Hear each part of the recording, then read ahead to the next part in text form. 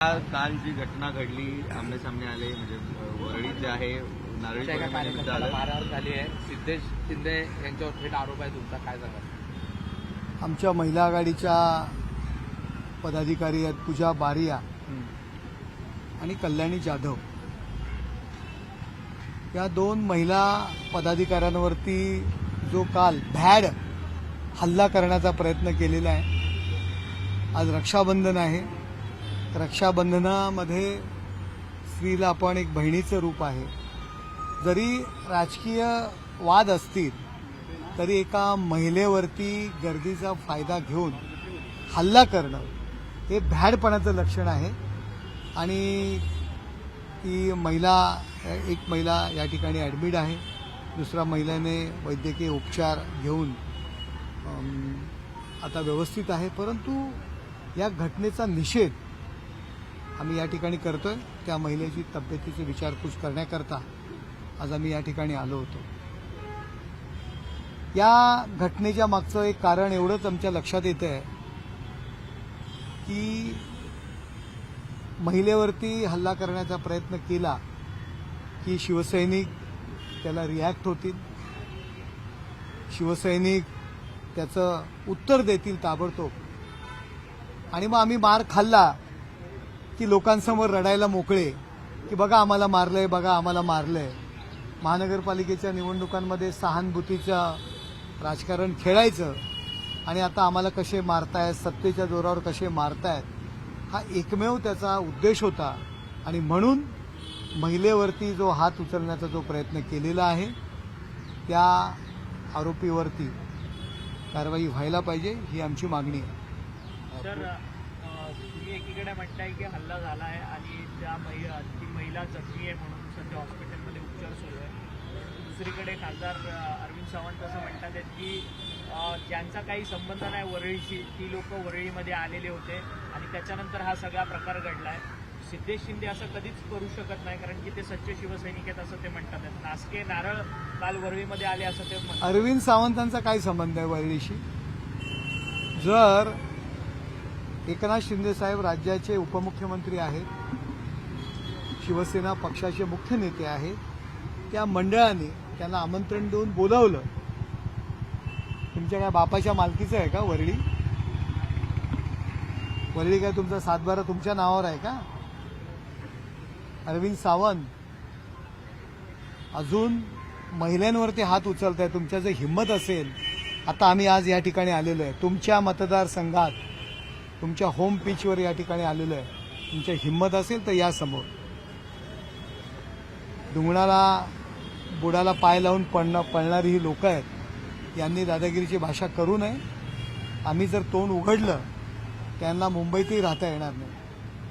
आता काय कारवाईची मागणी करणार आहात काय या सगळ्या घटनेची? या ठिकाणी त्या महिलेवरती जो अत्याचार झालेला आहे त्या आरोपीवर कायदेशीर कारवाई करावी आमची मागणी.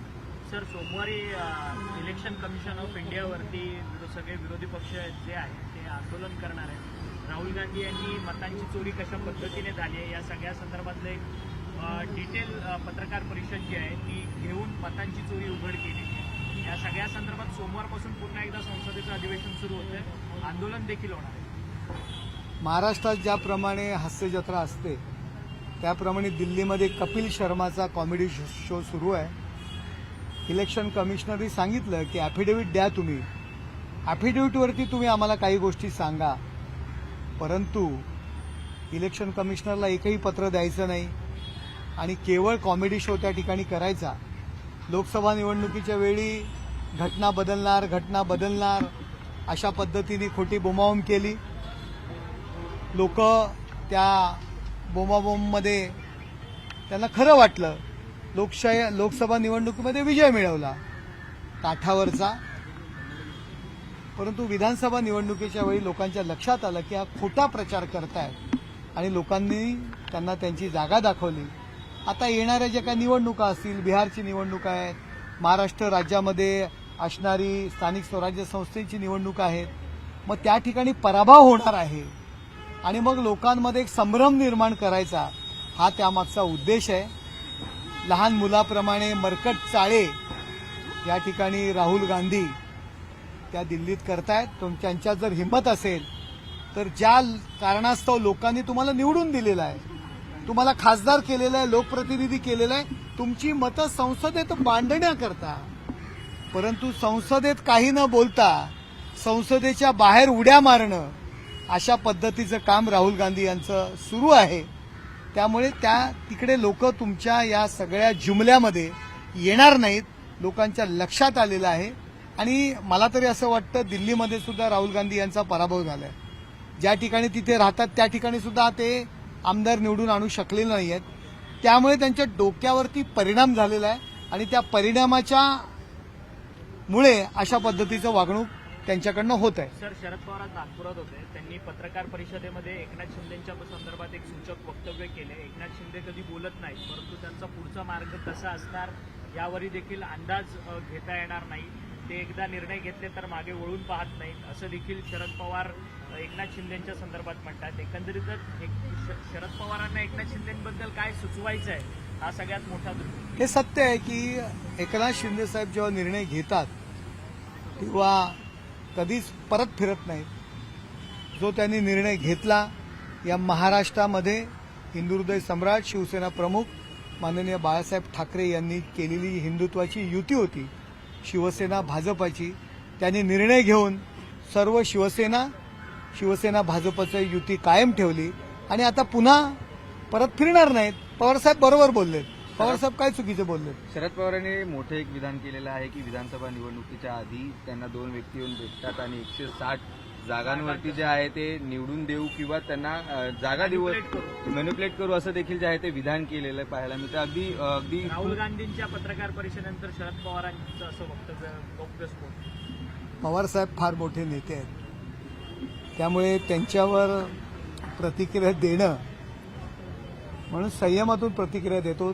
93 साली एक बॉम्बस्फोट झालेले, त्यावेळी पवारसाहेब काहीतरी मुख्यमंत्री होते आणि 13 बॉम्बस्फोट झाले म्हणून म्हटले आणि काही दिवसानंतर त्यांनी सांगितलं की 12 झाले. त्यामुळे पवारसाहेबांचा हा स्वभाव, मी असंच 13 म्हणालो होतो. त्यामुळे पवारसाहेबांचा स्वभाव, हा इतिहास पूर्ण महाराष्ट्राला माहीत आहे की पवारसाहेब नक्की काय बोलतात, नक्की खरं बोलतात किंवा म्हणजे हा इतिहास आहे. मी असं नाही म्हणणार की पवारसाहेब खोटं बोलतात, परंतु जर तुम्हाला ही लोक जर भेटली होती तर तुम्ही राहुल गांधींकडे का घेऊन गेलात?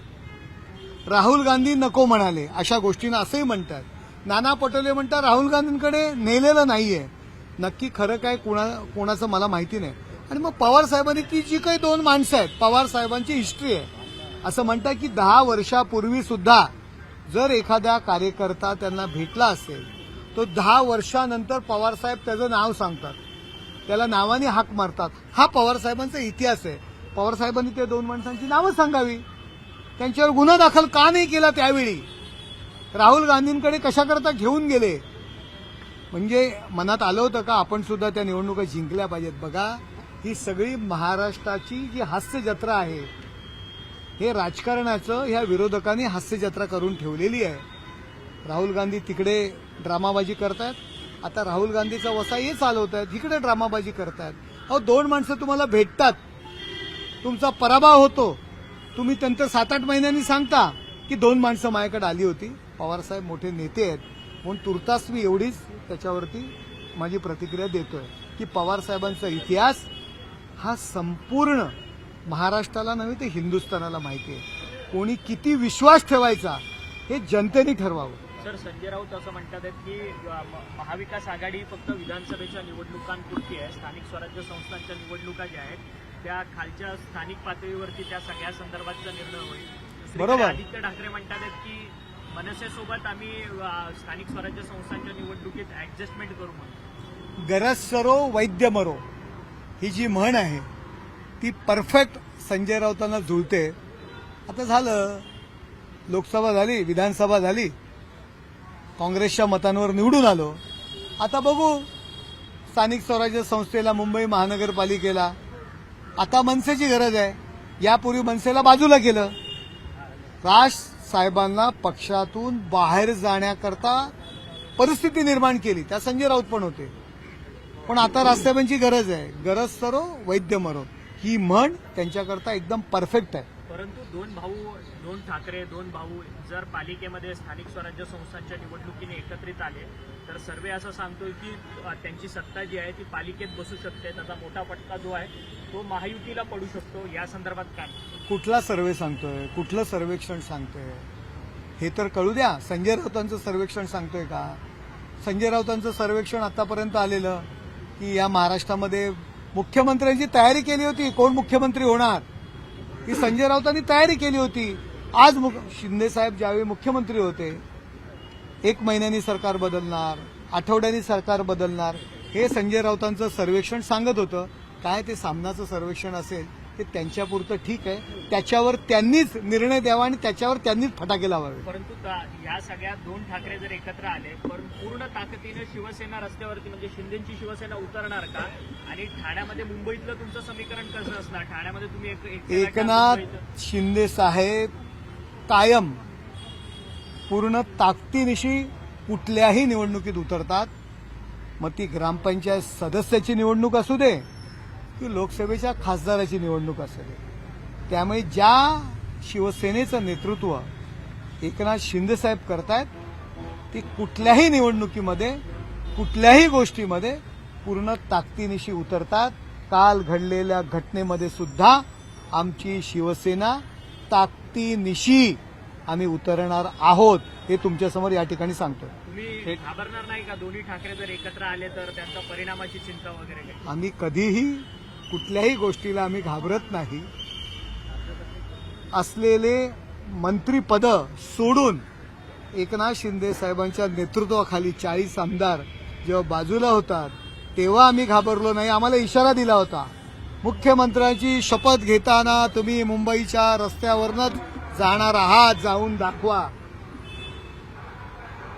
हे आम्हाला इशारा दिला होता. आमच्या एकनाथ शिंदे साहेब डायरेक्ट हेलिकॉप्टरने राजभवनाला येऊ शकले असते.